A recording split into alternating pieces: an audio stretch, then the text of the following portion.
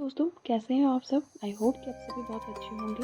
तो दोस्तों, अगर आप पहली बार हमारे चैनल पर विजिट कर रहे हैं तो चैनल को सब्सक्राइब जरूर कर लीजिएगा आगे ऐसे और भी इंटरेस्टिंग कहानियाँ सुनने के लिए। तो चलिए आज की कहानी स्टार्ट करते हैं। आज की ये डरावनी कहानी है एक ऐसी शहरी लड़की के बारे में जो शहर से दूर एक गाँव में अपने छोटे से घर में समय बिताती है, जहाँ उसका सामना एक भयानक चीज से होता है।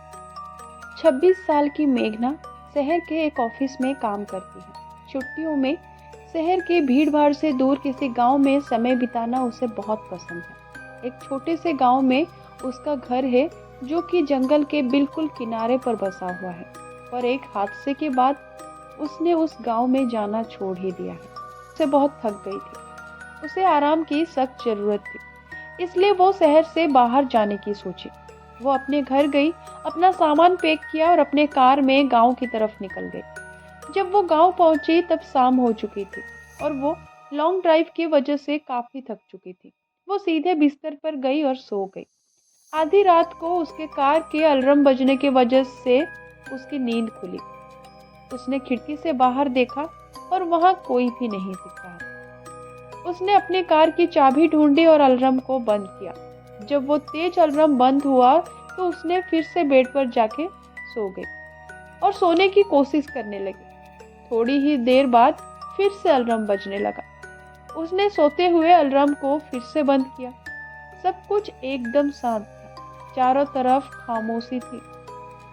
कुछ 5 मिनट बाद अलार्म तीसरी बार बजा। एक या दो बार तो फिर भी चलता है, पर बार बार। अब वो जानना चाहती कि आखिर हो क्या रहा है। ऐसा तो नहीं कि कोई उसके साथ मजाक कर रहा हो। पर इस समय इतनी रात को वो पर्दे के पास खड़ी होकर देखने लगी। थोड़े समय बाद मेघना चांद की रोशनी में किसी को झाड़ियों से उसकी कार की तरफ आते हुए देखी। वो जो कोई भी था, वो काफी लंबा, पतला और काले रंग का था। वो कार के पास आया और उसने अपने लंबे और पतले हाथों से कार को नॉक किया। फिर से अलार्म बजा, पर वो काली आकृति तेजी से वापस झाड़ियों में चली गई। उस वक्त वो जान चुकी थी कि क्या हो रहा है। मेघना डर से कांप रही थी। वो अलार्म बंद करके उस चीज पर नजर रखने लगी। वो चीज झाड़ियों से बाहर आई। वो धीरे धीरे घर के गेट के पास बढ़ने लगी। अपने हाथों से उसने गेट के लॉक को खोला। मेघना इतना डर गई थी कि वो हिल भी नहीं पा रही थी। उसके दिमाग में कई तरह के बुरे विचार आ रहे थे। वो क्या है? वो मुझसे क्या चाहता है?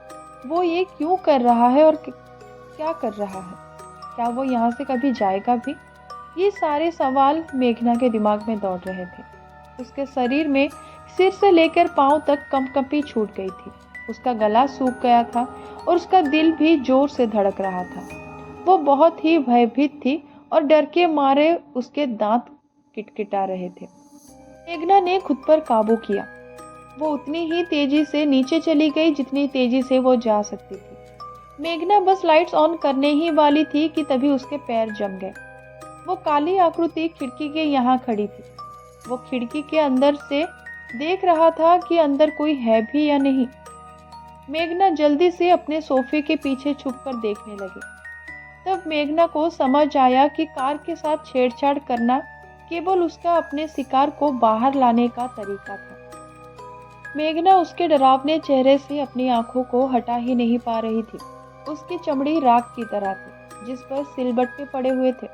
उसकी आंखें छोटी और पूरी तरह से काली थी। उसका नाक की जगह दो बड़े बड़े गड्ढे थे।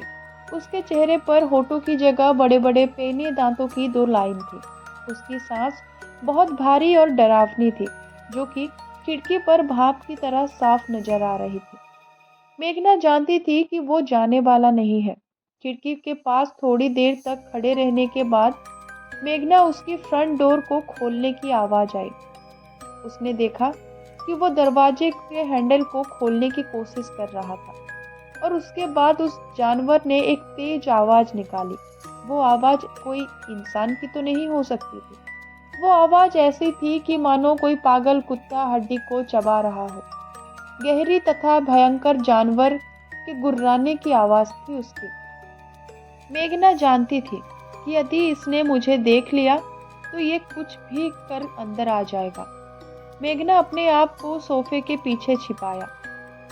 वो सोफे की परछाई में छिपना चाहती थी और बिल्कुल भी आवाज नहीं करना चाहती थी। उसकी आंखें से आंसू बह रहे थे। वो अपनी नसों को आवाज सुन पा रही थी। वो बस मरने ही वाली थी। उसे नहीं पता वो कितनी देर तक वहां छिपी रही। जब वो उठी तो उसने दरवाजे की तरफ देखा। वो जानवर जा चुका था। दरवाजा अपनी जगह पर था और सब कुछ सेफ लग रहा था। वो सीढ़ियों से ऊपर की तरफ गई और उसने खिड़की से बाहर की ओर देखा। बाहर रोशनी थी। वहां पर किसी भी तरह का कोई खतरा नहीं था। उसने इस मौके का फायदा उठाया और अपनी चाबियां उठा ली। उसने अपना सामान भी नहीं लिया और वो कार की तरफ भागी। वो कार में गई और दरवाजे को बंद किया। जितनी तेजी से हो सके उस गांव से बाहर निकल गई। वो तब तक गाड़ी चला रही थी जब तक वो अपने शहर ना पहुंच गई। जब वो अपने अपार्टमेंट में पहुंची तो उसने रेडियो ऑन किया और एक न्यूज़ सुनने लगी। अनाउंसर ने कहा कि गांव से 2 लड़कियों की लाश मिली है। उनका शरीर बुरी तरह से कटा फटा पड़ा हुआ दलदल में पड़ा था। मेघना को इस चीज का पता चल गया कि वो जानवर जो चाहता था वो उसे मिल गया और यहाँ पे मेघना की जान बच गई।